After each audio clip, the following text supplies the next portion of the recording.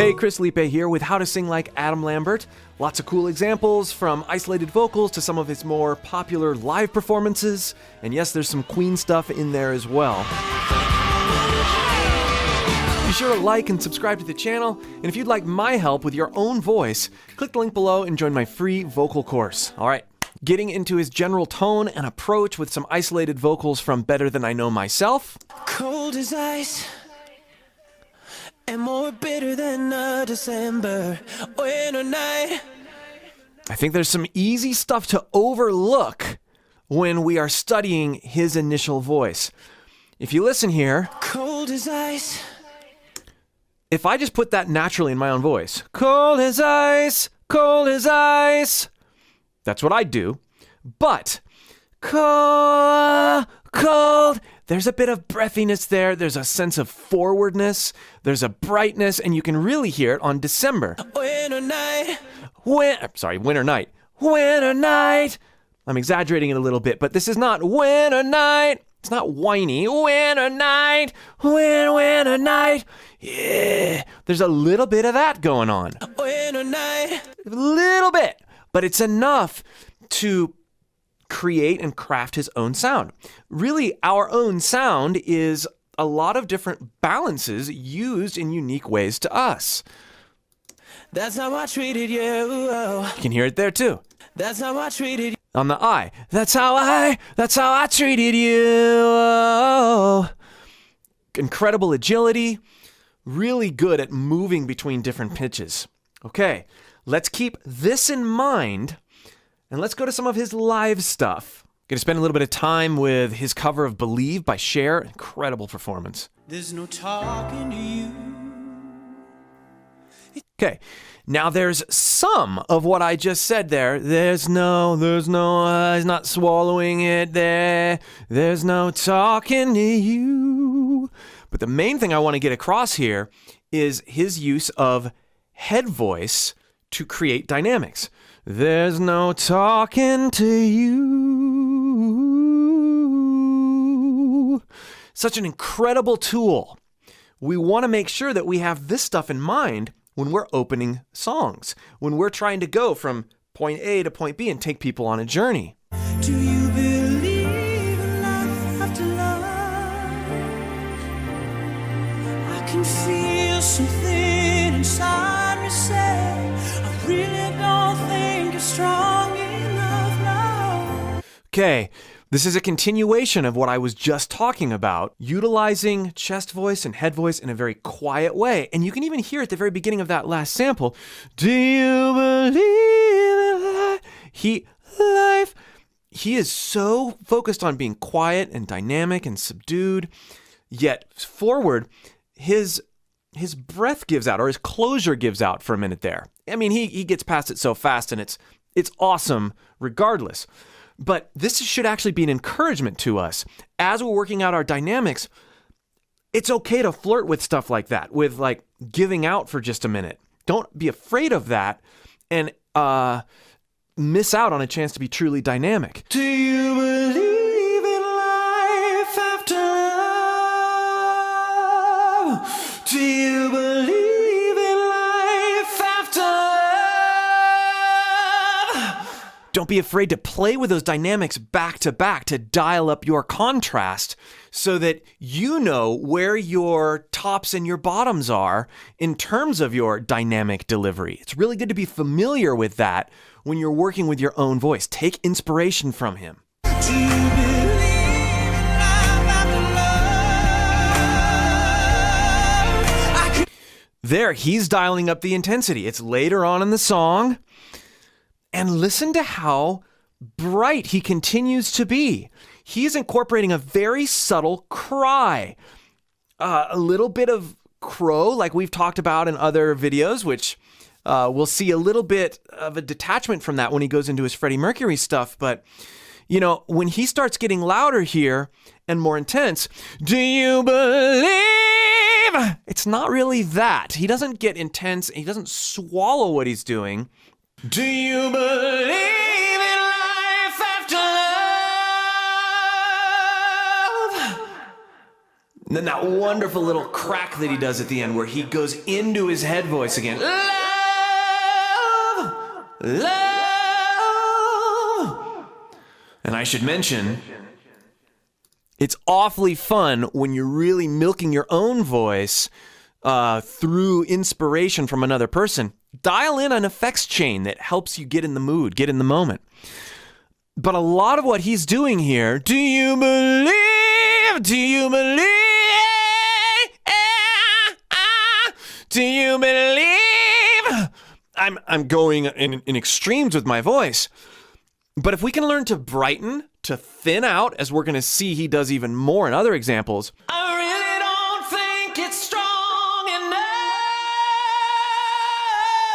enough. The importance of having the bright, forward, lifted, and thinning out as we go higher mentality is going to be especially valuable as we look at this example. You're strong enough.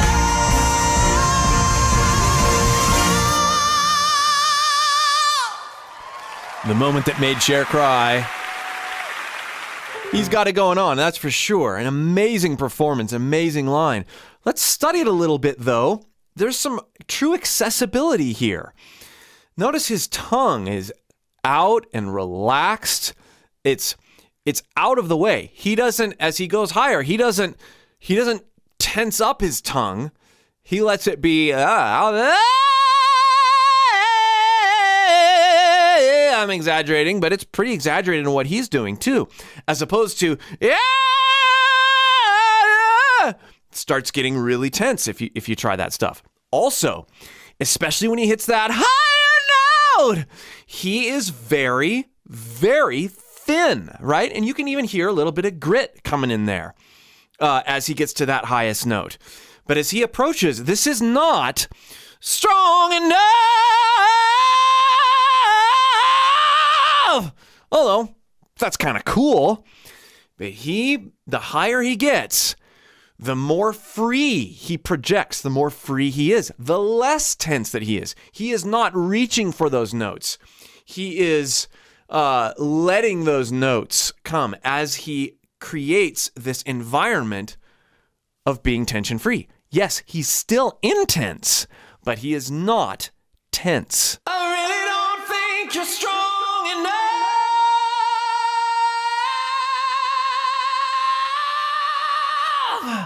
Let's listen to him do some Queen now. Life has just begun, but now I've gone and thrown it all away. Okay. Now, the first thing I want to point out is that the differences between what Freddie does when he approaches this stuff and what Adam's doing as he approaches this. Part of this is it being live, but even live, Freddie would do more of this, more of what Adam did at the beginning of the Believe song, right? He's kind of amped up here. But now I've gone and thrown it all away. He is doing much more of a longer, chestier belt. Yeah! Whereas Freddie would do more of a, but now I've gone and thrown now versus no. Again, a lot of that is live versus studio, but it's important to pay attention to the different approaches. You're going to see that more here in just a second, because Freddie really approaches this next line differently.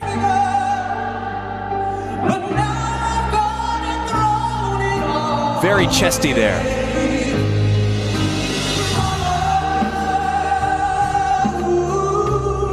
Okay, classic Freddie line. I've covered this in other videos.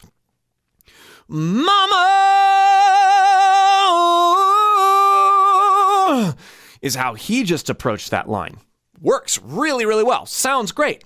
But Freddie, mama, he'd be doing that. Mama! Ooh. Or he'd be in chest voice there. Ooh!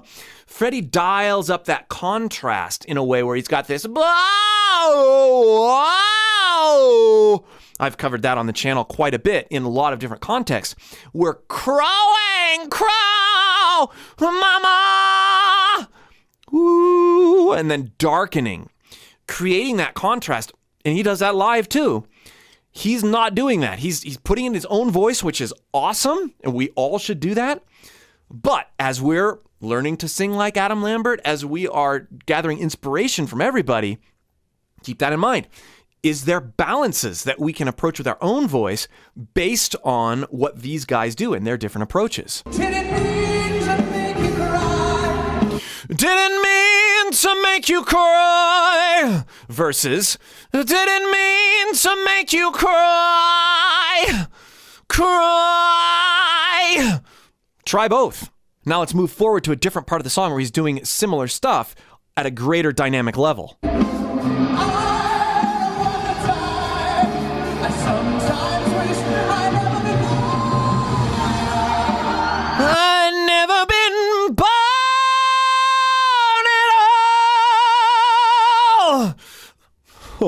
So cool. I love what he does with that line. I don't wanna die. Long, open, powerful, chesty, stage-ish, voice actor-ish.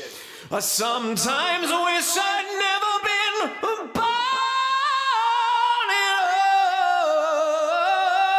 all. When you're working on these lines, have fun with them. Start with the yeah!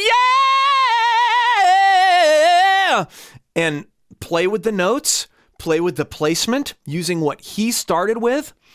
What's really fun about comparing and contrasting what he does versus what Freddie maybe would do is that, number one, he's exemplifying the put it in your own voice with inspiration from another artist. It's fabulous. But what's neat is when we can play with that balance in our own voices, it creates a little bit of Chris Cornell's creeping in. Oh, a little bit of Jared Leto's creeping in. Whatever. Really neat stuff. Okay, now let's go back to a studio isolated example. Better than I know myself. Now that we've heard some of the more raw live stuff, we can identify what he's doing here. The production, even in the isolated tracks, tends to mask what he's doing vocally. And by the way, the production sounds amazing. Better than I know myself. If we just listen to that note, very, very thin. It's not soft. It's not pure falsetto. And you can hear when he gets up to it, there's a gradual thinning into a nice, well-supported, thin mix. Better than I Very clean. Better than I know. Better than I know. Better than I know. Still clean mix. It's easy to, when you're building that line, better than I know, to want to get too into it. But like we saw him do, he tends to back off and thin out a little bit. It's a nice balancing act of power versus finesse. Better than I know myself. Okay, let's take the last part of that line. The idea is that we go into that thin mix, self, and then we blend back into chest by the time we are at the end of that. Hard line. Self, chest, self, mix, not head, this is not self. Otherwise we have that weird dynamic thing going on, right? But the keen observations can only go so far. Yes, we should be trying to do it cleanly. Yes, we should be paying attention to what resonance he's doing and how he's mixing. Better than I know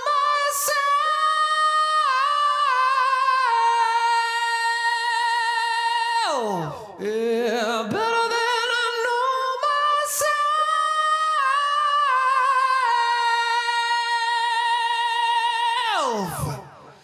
Getting back into that chest voice, blending down like that, it's challenging. Thanks for watching and requesting this video.